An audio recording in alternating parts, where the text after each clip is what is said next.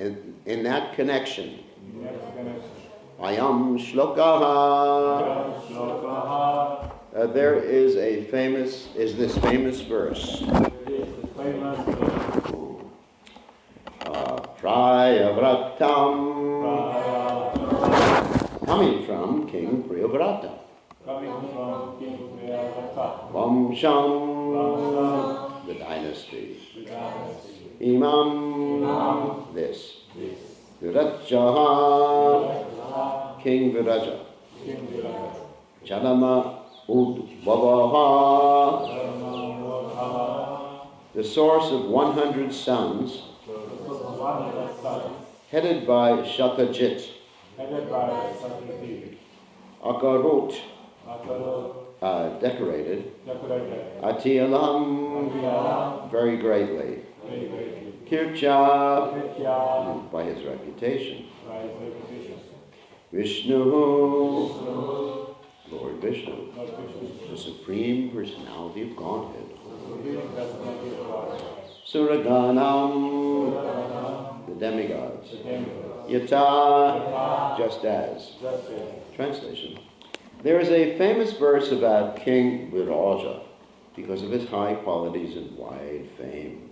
King Viraja became the jewel of the dynasty of King Priyavrata, just as Lord Vishnu, by his transcendental potency, decorates and blesses the demigods.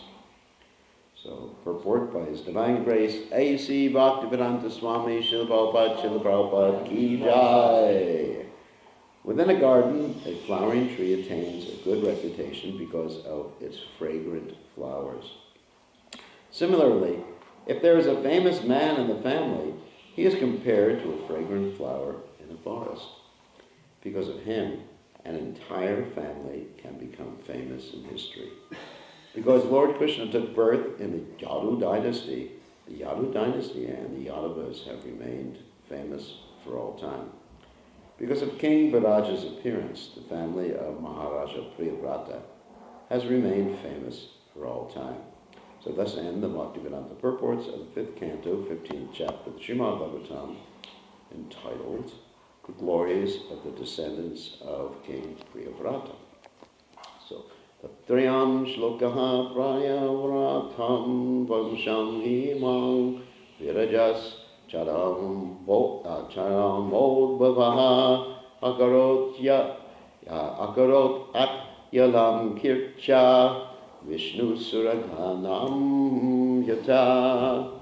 So Om Ganat Timbrandasha Gananjana Shlakaya Chakshur Meditam Yena Tasmai Shikaravedam Ha.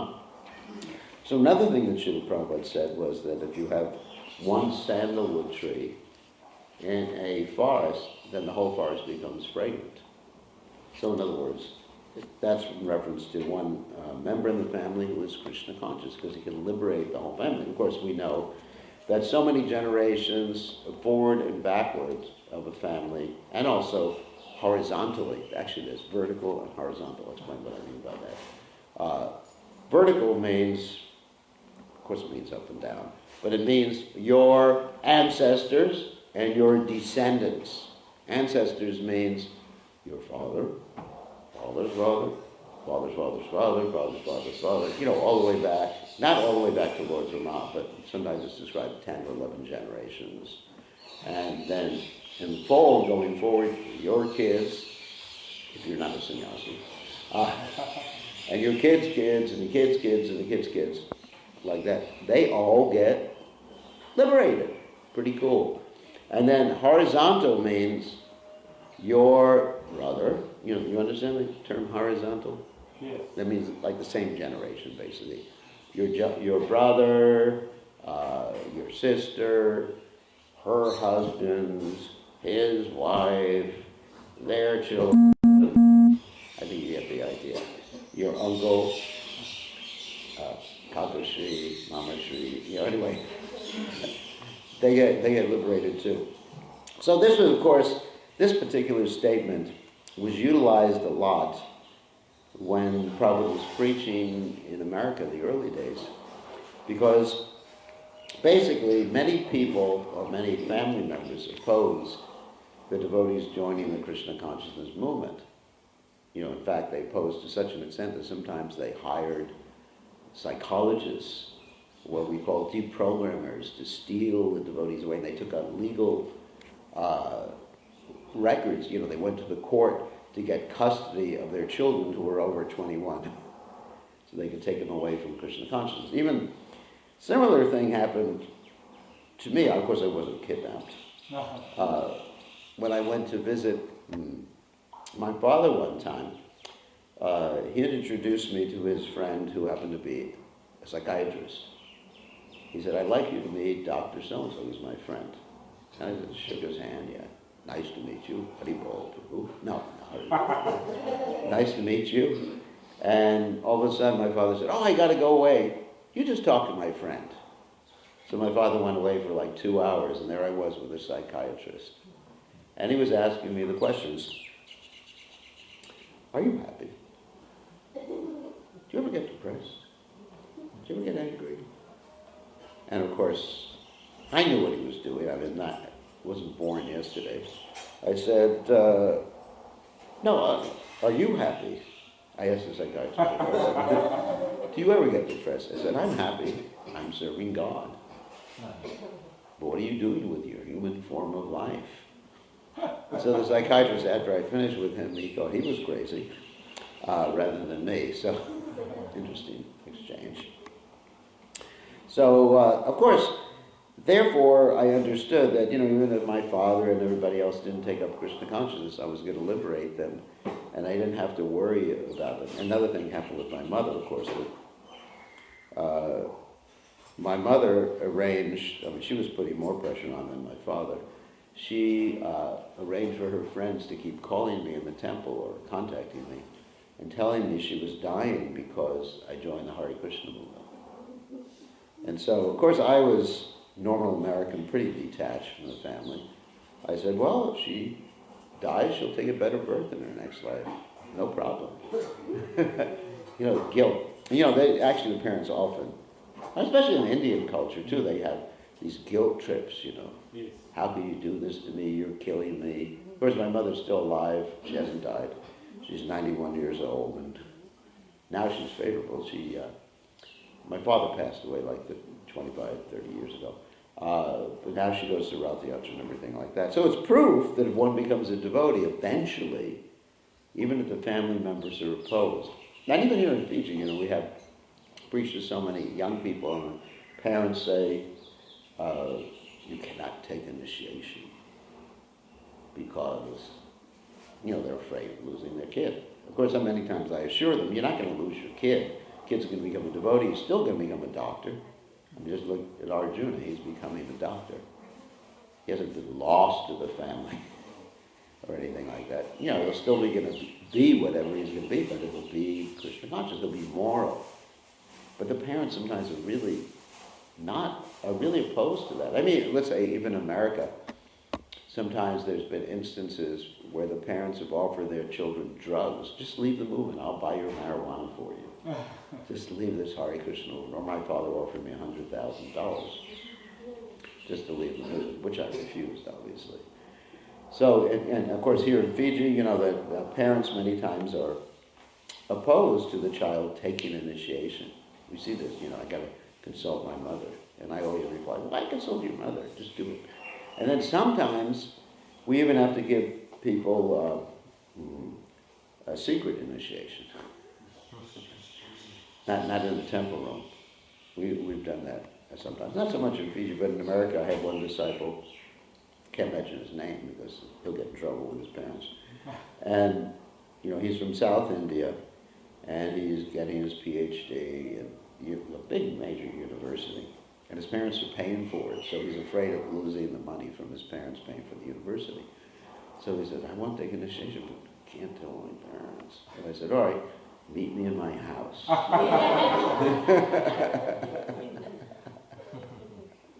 Or whatever. We turned off, actually we did it in the temple room, but we turned off all the cameras in the temple. We have these cameras that go on the internet in the temple room.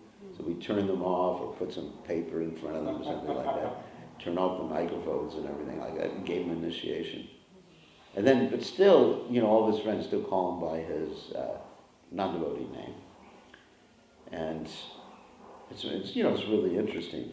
But we have to be determined that if we become devotees, the whole family becomes blessed. I mean, just like the example of the demon family that Prahlad Maharaj appeared in.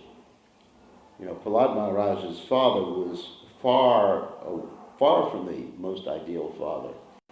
He was what we call nowadays a child abuser. I mean, I don't think there's any child abuser nowadays that has done things to the extent that Hiranyakashipu has done. Isn't it? I mean, I haven't heard of any man throwing his son into a boiling vat of oil. I have not heard that. Or throwing off a cliff once in a while, they do nowadays. But other things, poison, snakes, having the wife feed poison. I mean, he was definitely a child abuser, definitely a low-quality person. However, the son became a devotee. Of course, he was interested in it. But externally, we see that he became a devotee because of the association with Narada Muni. So that's a point, association. So he associated with Narada Muni while he was in the womb of Kayada, his mother. And he heard Krishna Katha. And as a result, he popped out of the womb and became a great devotee. I mean, that's another point. That if we expose people to Krishna consciousness, even if a child's in the womb, they'll actually become a devotee.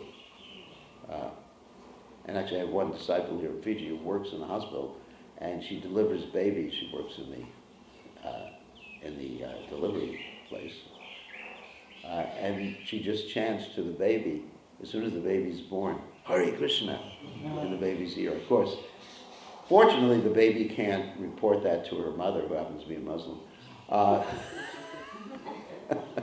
or Christian, or whatever other religion they are. That you can get away with it because you won't get in trouble, because babies can't speak yet. So anyway, so that baby is destined to be a devotee. I mean, just a little association, a family member, or just like a moment's association, sadhu sangha, sarva sastrikoi, lavamatra sadhu sangha, sarva siddhi hoy. And then one's assured of eventually becoming a Krishna conscious devotee. I mean, there's so many stories. I mean, there's the Valmiki story, there's the Jagai and Madai story. I mean, there's so many stories are there, just like how one has association. And we have modern stories too, where devotees come in contact, or someone hears the devotees chanting on Harinam, and eventually they become devotees. Or even myself, I heard Prabhupada chanting on the radio, and that affected me and changed my whole life. So that association is very important. So, Prahlad Maharaj, getting back to Prahlad Maharaj, because Prahlad Maharaj was a devotee, he became a devotee, then he was able to liberate his father, and and his whole dynasty at that point, they became devotees. It's fact. I mean, even Bali Maharaj, who was his grandson, was a devotee, but he just had, the wrong guru. But he was a devotee, he was worshipping Vishnu. And when his guru told him not to worship Vishnu, then what happened? He refused to follow the order of his guru. So that whole family is just glorious. And Lord Vishnu also vowed never to kill any of the members of Prahlad Maharaj's family. So here in this purport, Srila Prabhupada mentions the Yadu dynasty, which is more famous than Priyavrata's dynasty, because Krishna appeared in the Yadu dynasty. So we'll actually talk about the origin of the Yadu dynasty. We told the story the other day in Suva, but we can tell it again. How the Yadu dynasty was headed up by Yadu, obviously, therefore it's called the Yadu dynasty. So here's the story. So once upon a time, actually, I don't know if we should start all the way from the beginning. Anyway, we'll start from the middle. So once upon a time, there were two girls, Devyani and Sarmishta. Some of you may remember me telling the story. And one girl, Devyani, was the daughter of Shukracharya. And Sarmishta was the daughter of Rishabharva, a king. So in other words, Devyani was a Brahmin girl, And Sarmishta was a Kshatriya girl. Because ladies also have varnas. This is true too. I mean, sometimes you see ladies who are good at managing or very Brahminical, and other times you see ladies who are good at business. So, men, ladies, they have varnas. Varnas is very important. And generally, you don't want to get a Brahmin girl married with someone from a lower caste. It doesn't work very well.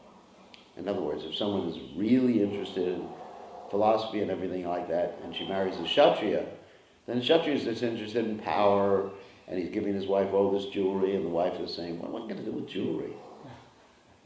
But when you get below Brahmin, the wife really likes jewelry. So if you have a wife who really loves jewelry, you know she's not a Brahmin. No. You know, she decorates herself.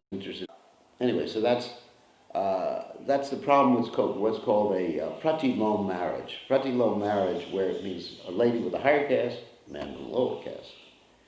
And so it doesn't work very well. And the other way it works, like if you have a Brahmin man, he can marry a Kshatriya lady. And there's an example, Kardama and Devahuti. You know, Kardama Muni, Devahuti, you know, the parents of Kapila Dev. Lord Kapila Dev, sorry. And that worked very well because she just followed her, she respected her husband. You know, because it's very important for the wife to respect the husband. Very, very important. Otherwise, it doesn't work. His male ego goes crazy. Isn't it? Actually, Chanaka Pandit says, Apriya Vadana. If your wife speaks not pleasing words, Aranyatena Gantavyam Yata Ranyam Yata Graho. You know what that means? Then head for the forest. Because your house is already like a forest. So you might as well take advantage. Take one property, you know. So, Ranyatena Gantavyam Yata Ranyam Yata Graho. Yeah, very interesting verse. Chanaka Pandit. Chanakya. So, anyway, so therefore, getting back to Devyani and Sarmishta, because it's the story I was telling. They're from different varnas. So, Devyani and Sarmishta had a fight, because one time Devyani, by accident, put on Sarmishta's clothes after they had been bathing. And Sarmishta, being a Kshatriya, was a strong lady. You know, Kshatriya ladies are strong. You don't want to confront them. There's like many times I've been in with a lot of devotees from Punjab. You know Punjab? They're very strong ladies. Oh my God.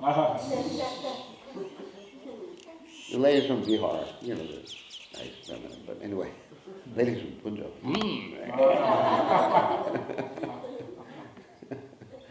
I mean, it's interesting. Different parts of India, people are different. I mean, I had an argument once with a gentleman from Rajasthan, a Rajput. And this gentleman, I disagreed with him, and he said, if you weren't a sannyasi, I'd kill you. So you got to be careful who you deal with. Anyway, so Sarmishta basically fought with Devyani and threw her into a well with her, and she took her clothes back. So Devyani was naked in a well. And then what happens is this king, Yayati, comes by riding his horse. He looks at the well, and he sees this naked girl at the bottom of the well. And of course, you know, obviously he's not going to say, that's your karma, Prabhu.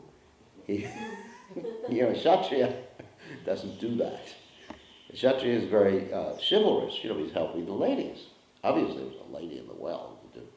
You don't say, you know, pray to Krishna and everything will be all right. He pulls her out of the well, and she says, marry me. Yeah, because he's seen her naked. You know, this is the Vedic system, like when Krishna stole the clothes of the gopis. And he says, not proper. It's, you know, you're Brahmin, I'm a Kshatriya. And she says, well, actually, I've been cursed to not marry a Brahmin. She was cursed by a man named Kacha. There's a whole story, which I'm not going to tell right now. But Kacha was the son of Brahaspati. So he cursed her. Because she wanted to marry him, and he didn't. You know, they say, hell hath no fury like a was in scorn. Anyway, I'll explain that verse later on, outside of class. So anyway, it was like Urvasi, when she wasn't accepted by Arjuna, she got really angry. So, anyway, so they got married. Yayati and Devyani got married.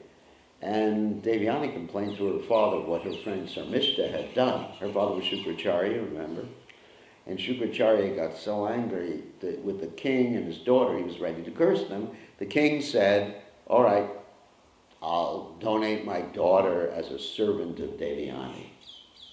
So the servants, at that time when the king got married to a girl, all of her servants, and, they call maidservants, of course, all of her servants and friends, they went with her. And, sometimes the king, or many times, the king would have children by these servants and friends. They were called, the servants actually were, children were called Dashi Putras. That means the sons, or Putris means the daughters of the Dashis, or the servants. Just like Vidura was a Dashi Putra. Because what happened is that Dhritarashtra, when his wife was pregnant, was feeling romantic. Anyway, and it's a whole story. Actually, no, that's not the story. So what happened? Yeah, Vidura was the son of the Dashi because Amba didn't want to have a relationship with Vyasadeva. Yeah, that was the story. Anyway, there was another story where Dhritarashtra was feeling lusty and he had a relationship with a girl, and therefore there were 1,001 Kauravas, 101 Kauravas, not just 100. So that's another story. That was, I believe, Vikarna. Yeah, that was Vikarna. So anyway, so Sarmishta, who wasn't actually a Dashi, she was actually a Kshatriya. She went with Devyani. Yati got married to Devyani, and he had some children by Devyani, but Sarmishta approached him in a secluded place and said, "Hey, king, I love you. Anyway." And then Yayati, he understood it was dharma for a king, actually. One of the aspects of being the king in the Vedic times, not now, is that when a lady approaches a proper lady, then you have to accept her as your wife. So there was a child or children born. And when Devyani, the daughter of Shukracharya, discovered this, she was really angry. And she went to her father, Shukracharya, to complain. She said, "Dad, look what this rascal husband has done. He's had a relationship with my maidservant, who was the one who actually threw me in a well. This is nonsense." And the father said, "How do you know he had a relationship?" "Well," she said, "there's children." Obvious evidence, children. So, and they look like him.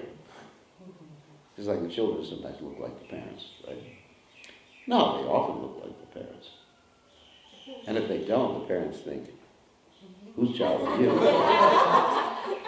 Actually, there was one family in Suva where the son doesn't look so much like the parents.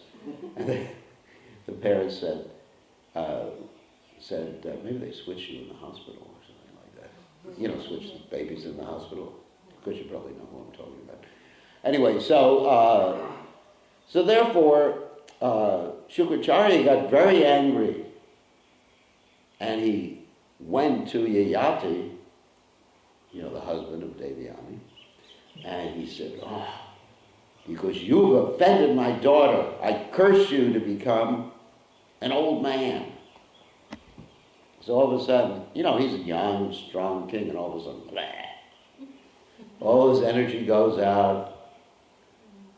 He still wants to be romantic, but, doesn't have the pizzazz. Pizzazz, energy to be romantic. So he still has the same desires.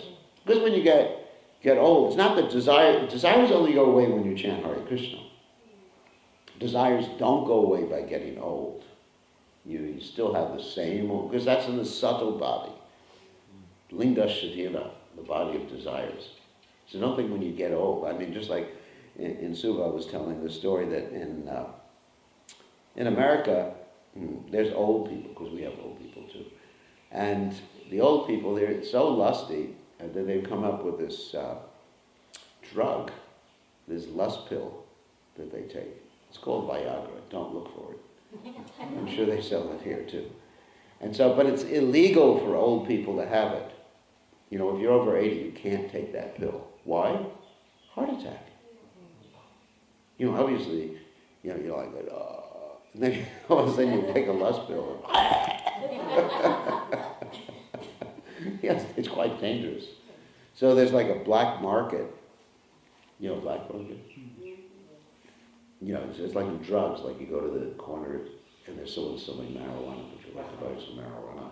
So in the same way with the old people, would you like to buy a lust pill? We have some lust pills for you. Don't let the police see me, they'll arrest me. Yeah, because it's illegal, because you kill people. And they die. They do die, actually. Exactly. Just like when Prabhupada was preaching to this Cardinal Danilou in Paris. I don't know if you know the story. And this cardinal was just arguing with Prabhupada. Oh, we have to eat meat. You know, the animals are not have no consciousness or no soul or something like that. And so later on, they discover this old cardinal dead outside of a prostitute store. Did you know the story? Interesting. So lust doesn't go away. So anyway, so poor Yayati, he was just like old. And also Devyani didn't like the idea too, because, you know, she wanted to enjoy. And who wants an old husband? It's pretty bad, you know. Everybody likes a young, handsome, muscular husband, you know. It's just an old man. So what happened is that Devyani went to her father and said, Dad, you know, this is not going to work out for me either. And Shukracharya said, all right, your husband can get his youth back if one of your sons or his sons, either of them, parents, Devyani or Samishta, will give him their youth in exchange. So, this is actually part of the whole Yadu dynasties. Don't worry, I'm not telling somebody has no relationship. So anyway, so he goes to his son, to several sons, but he goes to Yadu, who's the head of the Yadu dynasty, and he says, my dear son Yadu, will you give me your youth? And Yadu says, no, Dad. And his reason is actually quite good, because he knows Krishna is going to occur in his dynasty, and he wants to become detached first, and he's youthful, you know, he wants to, I guess, experience certain things of the youth, you know, when you experience things, what do they say? Been there, done it, seen it. You ever heard that expression before? You know, for example, in my youth, I experienced a lot of things now I'm not interested in. For example, in my family we had our own boats, our own airplanes. So when devotees talk about the romance of going on a boat and having a kirtan on a boat, I think it's stupid. Because I've already experienced this stupid thing. But people who've never done it, what do they think? Oh, isn't that nice? We'll go on a cruise ship.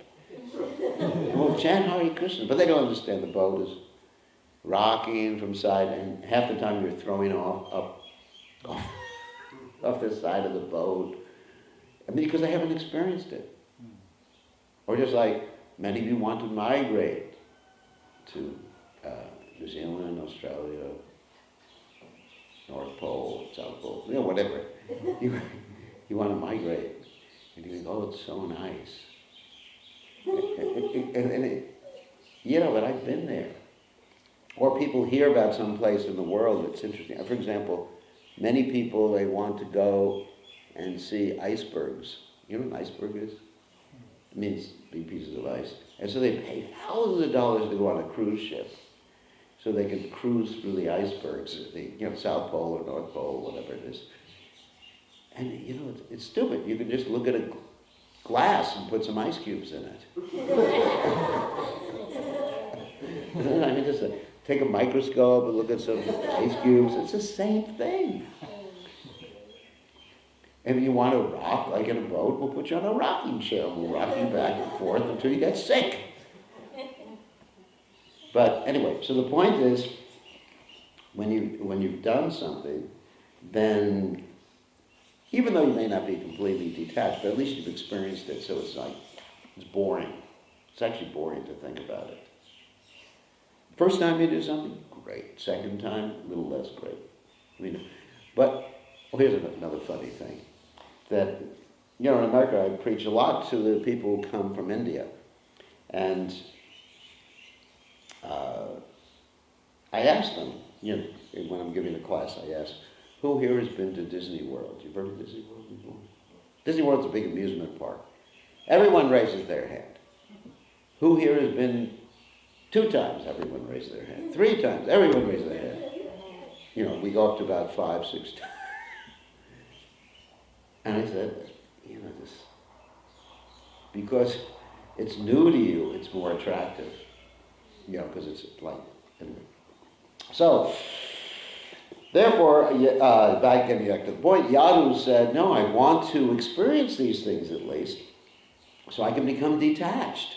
Otherwise, it's going to just prolong my life. I'll be old, and I'll get young again. And then he understood that he wanted Krishna to appear as soon as possible. So that was a pure devotee stating that. Really nice. Even though he disobeyed his father, which is against the Vedic culture, he served Krishna. It's like Bali Maharaj disobeying his spiritual master. There's a higher principle. There's lower principles and higher principles. And you have to have the discrimination to understand the difference between higher principles and lower principles. For example, Grandfather Bhishma did not know the difference. He had a lower principle of keeping his word. But there was a higher principle of protecting Draupadi. I promised not to interfere. That's all right. It's my promise. That's okay, they can strip her. Right? Isn't it? It's stupid. You understand higher and lower principles here. You have to have that discretion. The reason he lost his intelligence is he was associated with Duryodhana, taking food cooked in the kitchen of Duryodhana. That's another point. But still, we have to understand the difference. So Yadu understood the difference. And then, that's Yadu, the forerunner of the Yadu dynasty. And then there was another son named Puru who agreed to give his father the youth. And his father said, "You are a first-class son." And Puru was also a great devotee too. I'm not criticizing him, but Yadu was on a different level because Krishna appeared in the Yadu dynasty. So Puru agreed, and Yayati began to enjoy for so many hundreds of years with Devyani, probably some Mishra too.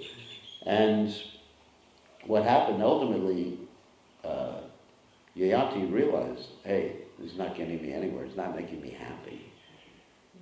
Because it's actually boring. And he had many girlfriends too, not just Devyani. That was a king. Kings weren't exactly loyal just to one wife, except for Lord Ram. Ram was Ekapati Vrata. So he realized, and he said to his wife, telling her his story, he said, "We're just like goats." Imagine telling that to your wife. We're just like goats. I'm like a he-goat. And we described in Suva that the goats in India, they look like members of a particular religion because they have little beards. Here in Fiji, the goats are clean-shaven.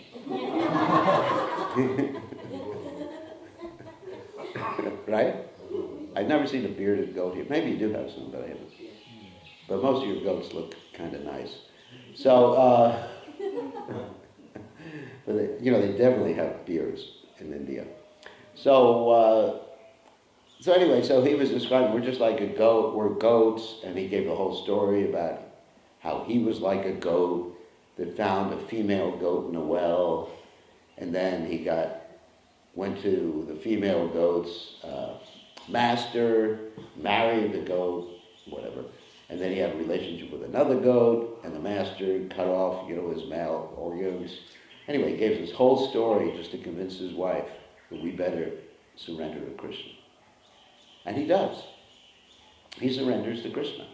And he gives his son Puru back the youth, and Puru goes on to be one of the forerunners, ancestors of the Puru dynasty, which is a dynasty in which the Pandavas appeared. Arjuna is sometimes called Pururuva, which means he's a descendant of Puru. It's a whole story. There's many.